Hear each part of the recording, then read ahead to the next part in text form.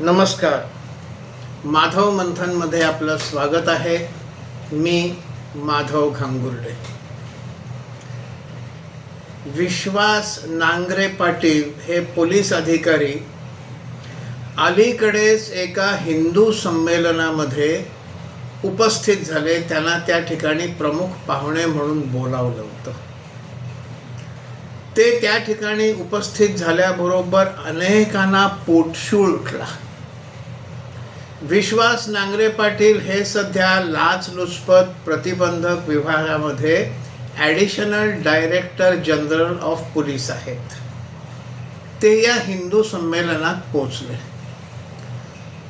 हे हिंदू संमेलन सगळीकडे सध्या वर्तमान जशी हिंदू संमेलनं होत आहेत त्याचप्रमाणे सकल हिंदू समाज या नावानं केली जातात. आक्षेपाचे दोन मुद्दे समोर आलेले आहेत. एक तर सकल हिंदू समाज ही म्हणे नोंदणीकृत संस्था किंवा संघटन नाही आहे. खरं तर असं आहे की ही सकल हिंदू समाज नावाची कोणती संस्था किंवा संघटन नाहीच आहे. काही लोक एका विशिष्ट उद्देशाने हिंदू संमेलन करण्याच्या उद्देशाने एकत्र आले. हाच पॅटर्न सगळीकडे सध्या उपयोगात आणला जातोय, प्रचलित झालेला आहे. सकल हिंदू समाज म्हणून आणि त्या नावाने हिंदू संमेलनं होत आहेत. त्याचे हिशोब सगळे ठेवले जात आहेत. त्याची कोणी चिंता करू नये. कोणी विचारलं तर ही मंडळी त्याचे हिशोब देखील देऊ शकतील अशी स्थिती आहे. पण मग हे नोंदणीकृत नाही, मग तिथे एक सरकारी अधिकारी जो वर्तमान काळात सेवेत आहे हा तिथे कसा पोचला असा प्रश्न एका महाभागानं विचारलाय. आता हे नोंदणीकृत नाही म्हणजे काय, एक साधं उदाहरण देतो, एक दोन. आपल्याकडे अनेक वेळेला सिव्हिल सोसायटी म्हणून काही गोष्टी केल्या जातात. एखाद्या विशिष्ट मुद्द्यावर जागृती करण्यासाठी किंवा त्या विषयाचा पाठपुरावा करण्यासाठी सिव्हिल सोसायटी म्हणून काही लोक एकत्रित येतात. ही सिव्हिल सोसायटी नोंदणीकृत नसते. ही सिव्हिल सोसायटी एखादी संघटना किंवा संस्था नसते. एखाद्या विषयामध्ये आपण काही करावं असं ज्यांना वाटतं असे लोक मिळून एकत्र येतात आणि ते स्वतःला सिव्हिल सोसायटी असं म्हणतात. हे जे सकल हिंदू समाज आहे हे असंच आहे. काही एका विशिष्ट उद्देशाने काही मंडळी एकत्र आली आणि मग त्याला सकल हिंदू समाज या नावाने त्यांनी हिंदू संमेलन केलं. आणखीन एक वर्तमानातलं उदाहरण देतो. कॉकरोच जनता पार्टी. कॉकरोच जनता पार्टी नावाचा राजकीय पक्ष नाही. ही संस्था किंवा संघटनाही नाही. एका विशिष्ट मुद्द्यासाठी आंदोलन करण्याच्या उद्देशानं काही मंडळी एकत्र आली. त्यांनी स्वतःला कॉकरोच जनता पार्टी असं नाव दिलं आणि ते आंदोलन करतायत. म्हणजे कॉकरोच जनता पार्टी अधिकृतरित्या काहीच नाही आहे. आता त्या ठिकाणी सोनम वांगचुक देखील आले, ते उपोषण करतायत. मग जर ते अधिकृतच नाही आहे, ते नोंदणीकृतच नाही आहे, तर मग त्यांनी केलेल्या आंदोलनाची का कोणी दखल घ्यावी? शासनानं देखील का दखल घ्यावी? शासनाने जर दखल घ्यायची असेल तर मग कुठेतरी नोंदणीकृत असलं पाहिजे. म्हणजे जे लोक सकल हिंदू समाज नोंदणीकृत नाहीत आणि मग तिथे नांगरे पाटील कसे गेले हा प्रश्न उपस्थित करतायत, त्यांनी याचंही उत्तर द्यावं. हा झाला सकल हिंदू समाज नावाच्या काही लोकांनी केलेल्या समूहाबद्दलचा विषय. दुसरा आक्षेप असा आहे की एखाद्या धार्मिक कार्यक्रमामध्ये किंवा एखाद्या धार्मिक समाजाच्या कार्यक्रमामध्ये एखादा सेवारत पोलीस अधिकारी कसा जाऊ शकतो. पण मग त्याची असंख्य उदाहरणं पूर्वी घडलेली आहेत. माहीमचा उरूस, मुंबईतल्या माहीमला दरवर्षी एक उरूस भरतो. हा उरूस हा मुस्लिम समाजाचा धार्मिक कार्यक्रम आहे. पण त्या ठिकाणी एक विचित्र परंपरा आहे. मुंबईच्या पोलीस दलातर्फे तिथे चादर चढवली जाते. मग एखाद्या समाजाचा जो धार्मिक उत्सव आहे, धार्मिक कार्यक्रम आहे, तर मग तिथे चादर पोलीस दलातर्फे का चढवली जाते? पोलीस दलाने तर धर्मनिरपेक्ष असलं पाहिजे. मग म्हणे ती 100 वर्षाची परंपरा आहे. हो, आहे 100 वर्षाची परंपरा. पण स्वातंत्र्य मिळाल्यानंतर, देशामध्ये आपलं संविधान लागू झाल्यानंतर ही परंपरा बंद का नाही केली गेली? समाजातल्या अनेक अनिष्ट परंपरा ह्या बंद केल्या पाहिजेत, केल्या जातात.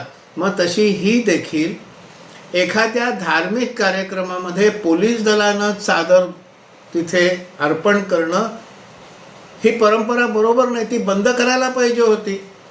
पण ती केली गेलेली नाही, असं आजही ते सुरू आहे.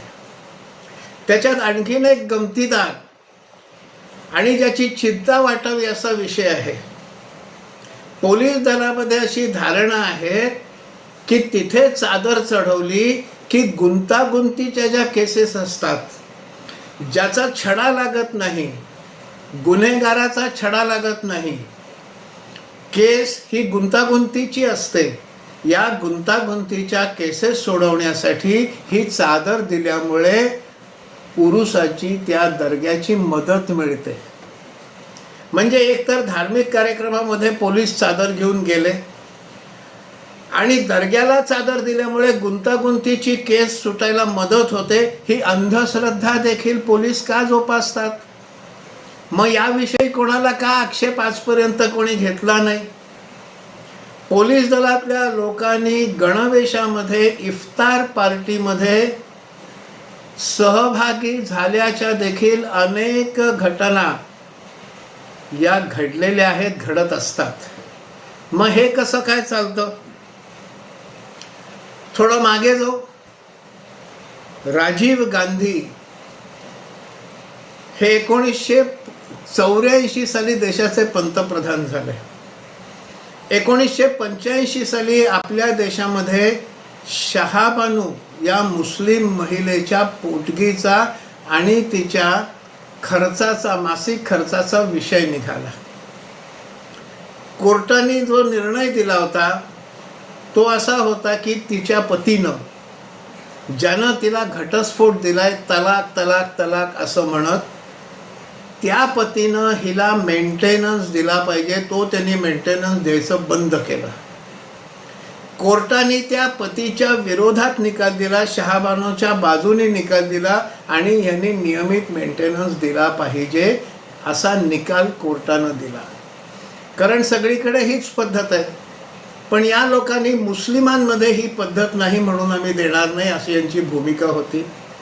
मग मुस्लिम समाजामधून कोर्टाच्या निर्णयाचा तीव्र विरोध झाला. राजीव गांधी हे 404 खासदार घेऊन पंतप्रधान झाले होते. 404 खासदार होते त्यांच्या पक्षाचे. अभूतपूर्व असं 2/3पेक्षा जास्त बहुमत त्यांना प्राप्त होतं. आणि त्यांनी हे बोलून दाखवलं की मुस्लिम समाजाला हे जर मान्य नसेल तर आम्ही घटनेमध्ये दुरुस्ती करू, घटना दुरुस्ती करू आम्ही, असं म्हणून त्यांनी संसदेमध्ये विधेयक आणलं. आपल्याकडे असलेल्या 404 खासदारांच्या बळावर त्यांनी घटना दुरुस्ती केली आणि कोर्टाचा निर्णय उलथवून लावला. म्हणजे एका समाजाच्या सांप्रदायिक कम्युनल मागणीसाठी त्यांनी संसदेमध्ये त्यांच्या लोकसभेतल्या बहुसंख्येच्या आधारावर संविधानात देखील बदल केला. म्हणजे संविधानाविषयी त्यांची ही निष्ठा, जे संविधान पवित्र पवित्र दाखवून त्यांचे चिरंजीव आता ते दाखवत असतात, त्या राजीव गांधींनी हे केलेलं आहे. आणि म्हणताना असं म्हटलं आहे मुस्लिम समाजाने चिंता करू नये, आम्ही वाटलं तर संविधान दुरुस्ती करू, घटना दुरुस्ती करू, आणि त्यांनी ती केली. मग त्यावेळेला का नाही आक्रोश झाला? त्यानंतर मनमोहन सिंग हे 10 वर्ष देशाचे पंतप्रधान होते. 2004 साली ते पंतप्रधान झाले. आणि 2000 सालचं एका कार्यक्रमातलं त्यांचं वक्तव्य आहे की या देशातल्या साधन संपत्तीवर मुस्लिमांचा पहिला अधिकार आहे. मग सेक्युलर देशामध्ये सगळ्यांना समान अधिकार, या देशाच्या साधन संपत्तीवर सगळ्यांचा अधिकार असं असताना एखाद्या समाजाचाच देशाच्या साधन संपत्तीवर पहिला अधिकार हा कसा असू शकतो? आणि राजीव गांधी आणि मनमोहन सिंग हे पंतप्रधान या नात्यावर संवैधानिक पदावर बसलेले होते. संवैधानिक पदावर बसून त्यांनी अशा प्रकारचं कम्युनल जातीयवादी कृत्य केलेलं आहे, वक्तव्य केलेलं आहे. विश्वास नांगरे पाटील हे जर हिंदू समाजाच्या कार्यक्रमाला गेले तर त्याचं जर इतकं पोटशूट उरत असेल तर आपल्याकडे पूर्वीपासून राष्ट्रपती भवनामध्ये अनेक राष्ट्रपतींनी इफ्तार पार्ट्या दिलेल्या आहेत. इफ्तार हा मुस्लिम समाजाचा धार्मिक कार्यक्रम आहे. रमजानच्या महिन्यामध्ये ते उपास करतात आणि संध्याकाळी भोजन करतात सूर्यास्ताच्या नंतर. त्याला इफ्तार म्हणतात. पूर्णपणे हा मुस्लिम समाजाचा शुद्ध धार्मिक कार्यक्रम आहे. या कार्यक्रमाचं आयोजन राष्ट्रपती भवनामध्ये राष्ट्रपतींनी वेळोवेळी केलेलं आहे. ही प्रथा पहिल्यांदा बंद पडली ते APJ अब्दुल कलाम हे राष्ट्रपती झाल्यानंतर. त्यांनी इफ्तार पार्टीचं आयोजन करायचं नाकारलं. मग इफ्तार पार्टीसाठी जो खर्च होतो तो गरिबांच्या शिक्षणासाठी खर्च करावा म्हणून त्यांनी तो निधी तिकडे वळवला. त्यानंतर प्रतिभा पाटील या राष्ट्रपती झाल्या, त्या काँग्रेसच्या होत्या. त्यांनी पुन्हा इफ्तारची पद्धत सुरू केली. त्यांच्यानंतर प्रणव मुखर्जी हे काँग्रेस प्रणित राष्ट्रपती झाले. त्यांनी ही इफ्तारची पद्धत पुन्हा आणली. आणि त्यांच्यानंतर रामनाथ कोविंद हे राष्ट्रपती झाले. त्यांनी ही इफ्तारची पद्धत राष्ट्रपती भवनामध्ये इफ्तार पार्टी देण्याची पद्धत बंद केली. मग जो मापदंड विश्वास नांगरे पाटलांना, तोच मापदंड माहीमच्या उरुसामध्ये चादर चढवणाऱ्या पोलीस दलाला का नाही? तोच मापदंड वेळोवेळी गणवेश घालून पोलीस इफ्तार पार्ट्यांमध्ये जातात तिथे का नाही? तोच मापदंड शहाबानू केसमध्ये कोर्टाचा निर्णय उलथवून लावणाऱ्या राजीव गांधींना का नाही? तोच मापदंड मनमोहन सिंग यांनी जेव्हा मुस्लिमांचा पहिला अधिकार आहे या देशाच्या साधन संपत्तीवर तिथे हा मापदंड का नाही? तोच मापदंड राष्ट्रपती जेव्हा, हे तर सर्वात मोठं सर्वात प्रमुख संवैधानिक पद आहे, ते जेव्हा राष्ट्रपती भवनामध्ये इफ्तार पार्टी करतात तेव्हा हाच मापदंड का नाही? खरं तर देशामध्ये सांप्रदायिकता वाढण्याचं मुख्य कारण हे स्वतःला सेक्युलर म्हणणारे लोक वेगवेगळ्या ठिकाणी वेगवेगळ्या लोकांना वेगवेगळ्या समारंभांना उद्देशून वेगळे वेगळे मापदंड लावतात. त्यामुळे विश्वास नांगरे पाटील हे जर एखाद्या हिंदू संमेलनामध्ये प्रमुख पाहुणे म्हणून गेले तर त्याच्यामध्ये पोटशूळ उठण्याचं काहीही कारण नाही. सगळ्यांना समान मापदंड लावा, मग ते राष्ट्रपती असोत किंवा सामान्य पोलीस अधिकारी असो, सगळ्यांना समान मापदंड लावला पाहिजे. हा मापदंड न लावल्यामुळे देशामध्ये सांप्रदायिकता वाढते, हे लक्षात घेतलं पाहिजे.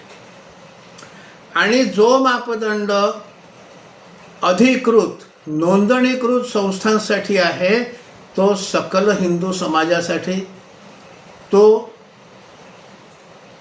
कॉकरोच जनता पार्टीसाठी आणि तोच सिव्हिल सोसायटीसाठी एकच मापदंड असला पाहिजे. एक मापदंड जर सगळीकडे नीट लावला तर देशामध्ये सांप्रदायिकता वाढणार नाही, हे लक्षात घेतलं पाहिजे. हा विषय जर आपल्याला पटला असेल तर लाईक करा, शेअर करा. या विषयाबद्दल आपलं जे मत असेल ते कॉमेंट बॉक्समध्ये कृपा करून नोंदवा आणि चॅनल सबस्क्राईब करा, ही नम्र विनंती. धन्यवाद.